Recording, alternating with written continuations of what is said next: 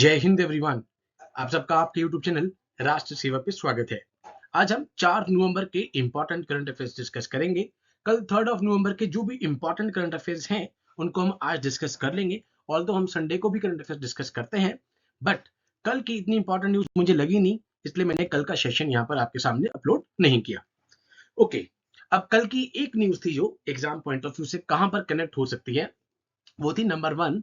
Prime minister Narendra Modi, Shri Narendra Modi congratulates mister Duma Boko on election as president of Botswana.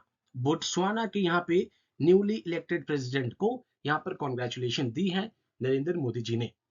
अब इस news में से बोट्सवाना करंट अफेयर्स में चल रहा था अगस्त के महीने में, वो वाली न्यूज हमने यहाँ पे साथ में डिस्कस कर लेंगे।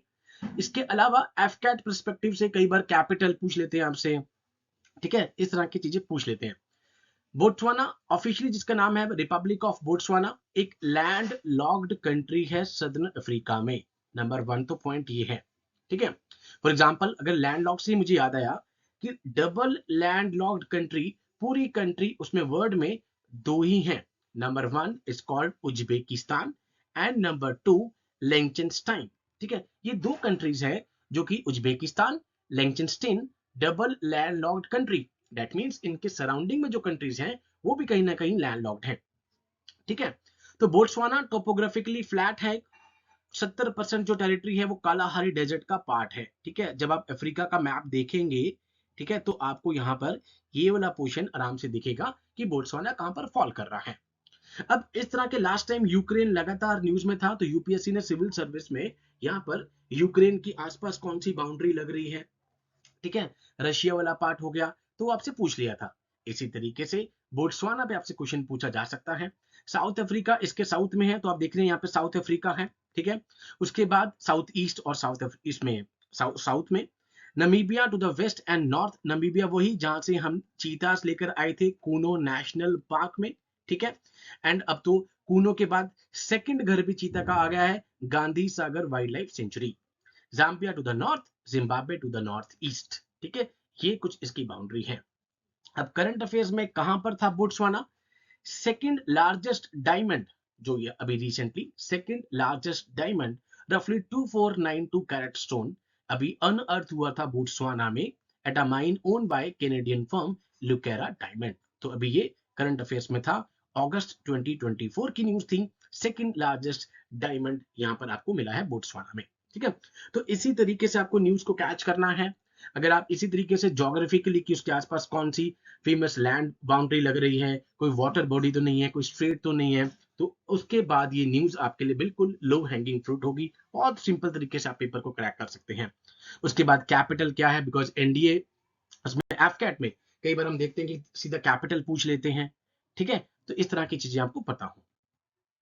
सेकेंड न्यूज हमारे पास थी, India's manufacturing surge continues in October, PMI hits 57.5 amid strong demand. अब इस पूरी न्यूज में से जो कैच करना था इकोनॉमिक्स वाला part, that is called a PMI, purchasing managers index, PMI. ये आपसे कोई नहीं पूछेगा कि कितना बड़ा है कितना नहीं, ठीक है। For example global hunger index आया था, आपको रैंकिंग पूछ सकते हैं बट आपसे अंदर की चीजें नहीं पूछ सकते, या फिर पैरामीटर्स पूछ सकते हैं कि पैरामीटर्स क्या है। तो पीएमआई क्या है?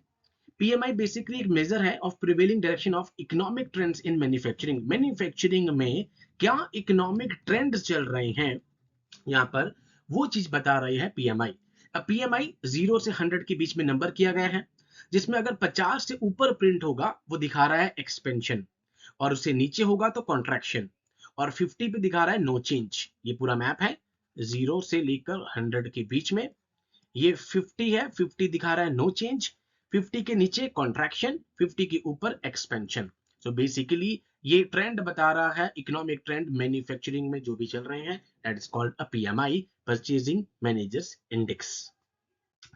थर्ड न्यूज हमारे पास आती है यहाँ पे, India has reached 90 gigawatts of installed solar capacity and its goal to attain 500 capacity by 2030, ठीक है। तो यहाँ पर जो न्यू और रिन्यूएबल एनर्जी मिनिस्टर हैं प्रहलाद जोशी जी, उन्होंने यहाँ पे बताया कि इंडिया ने ऑलमोस्ट 90 GW जो इंस्टॉल्ड सोलर कैपेसिटी है उसके गोल को अटेन कर लिया है, यहाँ पे रीच कर लिया है, टू अटेन 500, जो हमें 500 का टारगेट है हमारा बाय 2030। अब ये जो सोलर कैपेसिटी का ये टारगेट वाली क्वेश्चन है कि भाई कब हमारा टारगेट है कि टीबी को बिल्कुल खत्म करना है, ठीक है, पोलियो को खत्म इरेडिकेट करना है, तो इस तरीके से आपसे ईयर पूछा जा सकता है। तो 2030 तक हमारा ये 500 कैपेसिटी का यहाँ पे टारगेट है, जिसमें हमने ऑलमोस्ट 90 का टारगेट अपने रीच कर लिया है। अब इसी न्यूज के अंतर्गत आज 7th सेशन था इंटरनेशनल सोलर अलायंस का असेंबली का, ठीक है। तो इसमें हम पढ़ चुके हैं, ये है हमारे पास इक्वेटर, ये है हमारे पास ट्रॉपिक ऑफ कैंसर, ये है हमारे पास tropic of Capricorn. Tropic of cancer और कैप्रिकॉन के बीच की कंट्रीज को हम बोलते हैं टोरिड कंट्रीज या टोरिड जोन या फिर ट्रॉपिकल जोन। ये वो जोन है जहां पर सबसे ज्यादा इंसोलेशन होती है, ठीक है। अब इंसोलेशन क्या होती है? इनकमिंग सोलर रेडिएशन जो शॉर्ट वेव्स की फॉर्म में 8 मिनट पे धरती पर आ रही है। तो ट्रॉपिक ऑफ कैंसर और कैप्रिकॉन के बीच की कंट्रीज को हम बोलते हैं सनशाइन कंट्रीज। इंडिया और फ्रांस का ये इनिशिएटिव था, जिसका हेडक्वार्टर इंडिया में गुरुग्राम में रखा गया है। एंड रिसेंटली हम देखते हैं कि नेपाल ने भी रेटिफाई करा इंटरनेशनल सोलर अलायंस को। ये इंपॉर्टेंट है। ट्रॉपिक ऑफ कैंसर और कैप्रिकॉन की मैक्सिमम इसमें कंट्रीज हैं सनशाइन कंट्रीज, ठीक है। तो मिनिस्टर जी ने यहाँ पर कहा है कि ऑलमोस्ट 50 सोलर पावर पार्क्स को भी अप्रूव कर दिया है with a renewable capacity 37.5 gigawatts. तो पूरी न्यूज में से दो चीज कैच करनी थी, आईएसए एंड नंबर 2 2030 का टारगेट। नंबर 3, आज इंडिया और वियतनाम की ज्वाइंट मिलिट्री एक्सरसाइज स्टार्ट हो गई है, जिसका नाम है विनबेक्स 2024। हर एक्सरसाइज में जो हम अभी डिस्कस करके हटे ही हैं, वज्र प्रहार हमने करा, गरुड़ शक्ति हमने करा इंडिया और इंडोनेशिया का, उसके बाद यूएस की स्पेशल फोर्सेस का, एंड अब हमारे पास तीसरी एक्सरसाइज आ गई है एक हफ्ते की अंतर्गत ही। नंबर 1 कंट्रीज पता हूं, दो कंट्रीज के बीच में, इंडिया और वियतनाम के बीच में। पांचवा एडिशन है बायलेटरल आर्मी एक्सरसाइज का, जो आज अंबाला में स्टार्ट हुई है।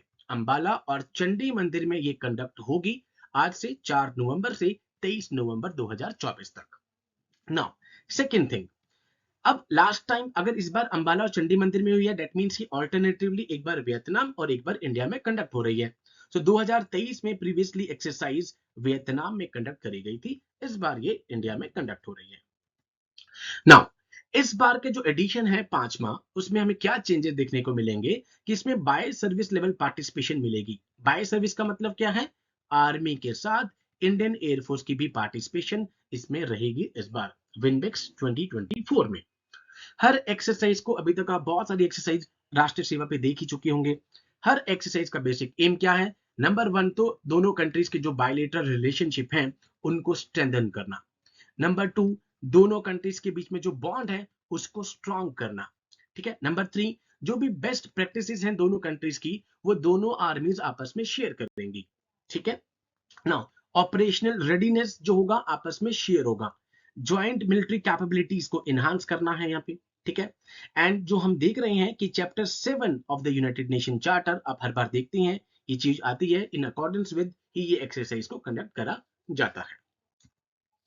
नाउ नेक्स्ट न्यूज हमारे पास थी, national Pythian games to be held in December, CM Nayab Saini ji, ठीक है, invited to be the chief guest. नवाब निकल गया मेरे मुंह से, आई एम सॉरी, ठीक है, नायब सैनी जी।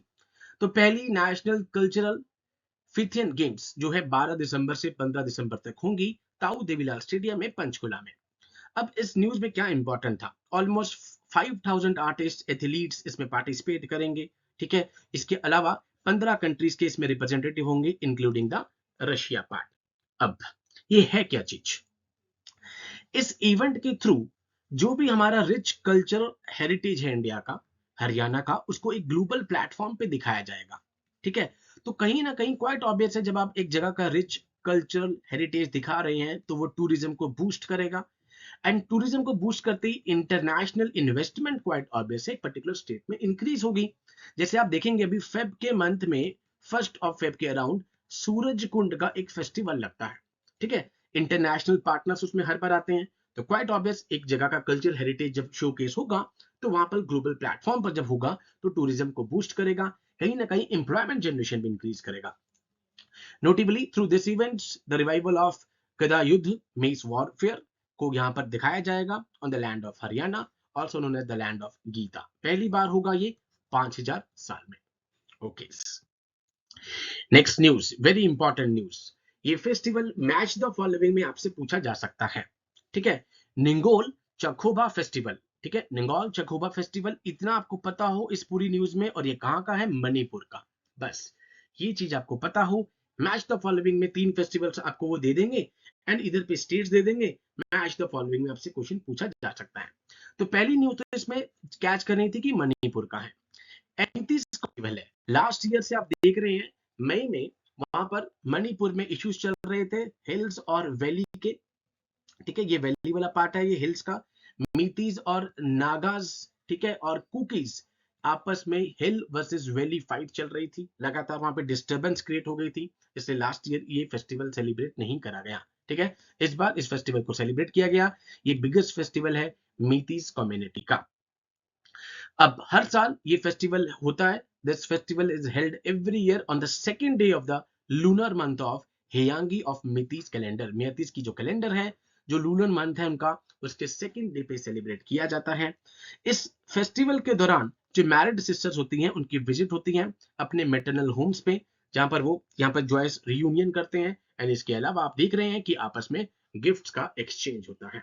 तो निंगोल चकोबा फेस्टिवल, मणिपुर का फेस्टिवल, मैच द फॉलोइंग में आपसे पूछा जा सकता है। नेक्स्ट न्यूज, कल 5 नवंबर होगी। कल एशियन बुद्धिस्ट समिट स्टार्ट होने जा रही है न्यू दिल्ली में, ठीक है। Number 1, ministry of culture, government of India, IBC के साथ इंटरनेशनल बुद्धिस्ट कॉन्फेडरेशन के साथ मिलकर पहली एशियन बुद्धिस्ट समिट को ऑर्गेनाइज करेगी कल 5 नवंबर और 6 नवंबर को न्यू दिल्ली में। अब इंपॉर्टेंट है, ये पहली बार है। इसका थीम पूछी जा सकती है, role of Buddha Dhamma in strengthening Asia. Role of Buddha Dhamma in strengthening Asia इस बार की थीम रखी गई है। अगर हम बात करें यहाँ पर बुद्धिस्ट सिंबल की, तो from the incorporation of Buddhist symbol as a part of India's national identity to the adoption of Buddhist values in its foreign policy, national identity से लेकर फॉरेन पॉलिसी तक बुद्धा धम इंडिया में, एशिया में हम देख रहे हैं कि कॉम्प्लीमेंट करता है एक दूसरे को, ठीक है। तो आप इंपॉर्टेंस देख सकते हैं इस समिट की, एशियन बुद्धिस्ट समिट की। अब इसमें ये कहीं ना कहीं जो हमारी एक्ट ईस्ट पॉलिसी थी, ठीक है, लुक ईस्ट पॉलिसी जिसका पहले नाम था, उसके बाद लुक, यहाँ पर एक्ट ईस्ट पॉलिसी है। कहीं ना कहीं ये मैनिफेस्टेशन है कलेक्टिव इंक्लूसिव और स्पिरिचुअल डेवलपमेंट ऑफ एशिया को यहाँ पे दिखा रहा है with Dhamma as a guiding light. इस समिट में कौन कौन सी चीजें कवर की जाएंगी, कौन कौन सी थीम्स पे, बुद्धिस्ट आर्ट, आर्किटेक्चर और हेरिटेज वो एक थीम होगी। Buddhist Carika and dissemination of Buddha Dhamma, इस पे ध्यान दिया जाएगा। Role of holy Buddhist relics and its relevance in the society, Buddhist relics की क्या यहाँ पर सोसाइटी में यहाँ पर रेलेवेंस है। Significance of Buddha Dhamma in scientific research and wellbeing, role of Buddhist literature and philosophy in 21st century. इन सारी थीम्स के ऊपर यहाँ पे डिस्कशंस होंगी एशियन बुद्धिस्ट समिट में, जो कि कल 5 नवंबर से यहाँ पे स्टार्ट होने जा रहा है। नेक्स्ट न्यूज हमारे पास थी वोल्केनो की। Volcano erupts at Indonesia's mount Lewotobi Laki Laki. अब ये क्या चीज है, इसको हम डिस्कस करते हैं। नंबर 1, तो जब आप वोल्केनोस पढ़ते हैं तो आपको एक रीजन पता होगा, पैसिफिक रिंग ऑफ फायर। अगर आपने प्लेट्स पढ़ी होंगी तो आपको पता है कि प्लेट्स में से प्लेट कॉन्टिनेंटल हो सकती है, ओशियानिक हो सकती है, या दोनों ही हो सकती है। पैसिफिक प्लेट ऑलमोस्ट हमारे पास यहाँ पे ओशियानिक प्लेट है। जब दो प्लेट्स आपस में टकराएंगी, एक कॉन्टिनेंटल और एक ओशियानिक, ओशियानिक प्लेट हरदम भारी होती है, वो सबडक्ट होगी, सबडक्शन जोन जिसे कहते हैं, बिन्योफ सबडक्शन जोन। सबडक्शन होके एक लेवल पे जाके मेल्ट होके बेसाल्ट मेल्ट होगा एंड वॉल्केनिक इरप्शन हमें देखने को मिलेगी, ठीक है, जिसके साथ गैसेस भी बाहर आएंगी। तो जो पैसिफिक रिंग ऑफ फायर है, जो कि एक हॉर्स शू शेप्ड है, बना हुआ है, आप देखेंगे वहां पे सबसे ज्यादा प्लेट्स की आपस में यहाँ पे कन्वर्जेंस हो रही है। इसलिए पैसिफिक रिंग ऑफ फायर का जो रीजन है, वहां पे सबसे ज्यादा हमें आपको वोल्केनो, अर्थक्वेक, सुनामीज देखने को मिलती है। तो ये वोल्केनो जो आया है इंडोनेशिया में, ये पार्ट है ट्विन वोल्केनो सिस्टम का। अब ये अपने आप में इंपॉर्टेंट है, what is twin volcano system, जिसमें एक मेल माउंटेन है, लोकल रेजिडेंट रिसीव करते हैं, और एक फीमेल माउंटेन है। अब इस बार का जो वॉल्केनिक इरप्शन हुआ है वो कहां पर हुआ है, मेल पार्ट पे, लिवोटोबी लाकी लाकी, ठीक है। जो फीमेल माउंटेन है लिवोटोबी पर पेरम पुआन इसका नाम है, ठीक है। तो एक मेल है और एक फीमेल माउंटेन हमारे पास आ रहा है। तो ये बहुत इंपॉर्टेंट टॉपिक मुझे लगा इसमें, ट्विन वॉल्केनो सिस्टम क्या होता है? ठीक है, the two mountains are classified as stratovolcanoes which are occurring commonly occurring volcanoes around the world formed by the layer strato. आपने लेयर्स पढ़ी होंगी, इग्नियस रॉक, सेडिमेंट्री रॉक, ठीक है, उसके बाद metamorphic rock, sediments layer by layer, strato, ठीक है, stratified rocks कहते हैं, तो इसलिए यहां पर आपको फॉसिल्स देखने को मिलते हैं। तो स्ट्रैटो वोल्केनोस जो found by the layers of lava that repeatedly oozes out of this crater, बाहर आ रहा है, ठीक है, तो मैग्मा जैसे बाहर आ रहा है यहाँ पे सॉलिडिफाई हो रहा है, बिकम्स द लावा, ठीक है। तो ये इंपॉर्टेंट है, एक मेल है माउंटेन्स और एक फीमेल, इस बार मेल पे ही आया है माउंट लिवोटोवी लाकी लाकी। तो ये थी हमारी कल की जो एक दो इंपॉर्टेंट न्यूज थी संडे की, प्लस आज की 4th of November 2024 के important current affairs. With these words I conclude my today session. Jai Hind to all, take care.